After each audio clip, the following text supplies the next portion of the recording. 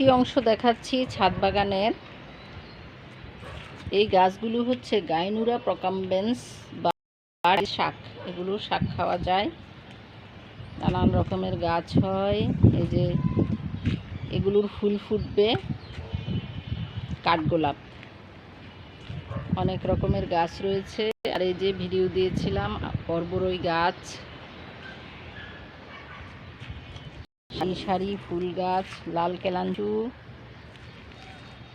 অনেক রকমের গাছ। এখানে ফুল ফুটি ফুটি করছে। এটা অ্যামারেলিস লিলি, এটা জলপাইয়ের চা। এইখানে আম ধরেছে, ছোট একটি 12 মাসি আম গাছ।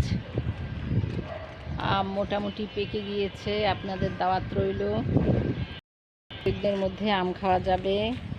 আর এই দেখেন সুন্দর নতুন পাতা গজিয়েছে আর ফুলও ফুটছে। এটা হচ্ছে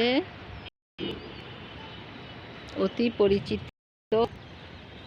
শেফালি, শিউলি। আর এই যে ডাবল পেটাল টগরের কলি এসেছে।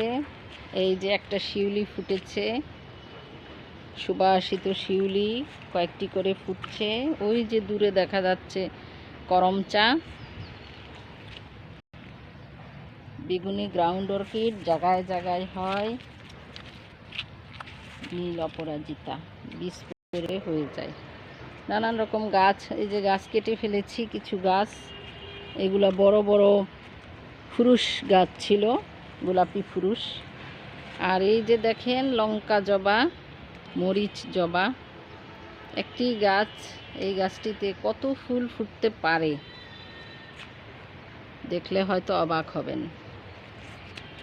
পাশে কিন্তু দেখা যাচ্ছে এখানে রয়েছে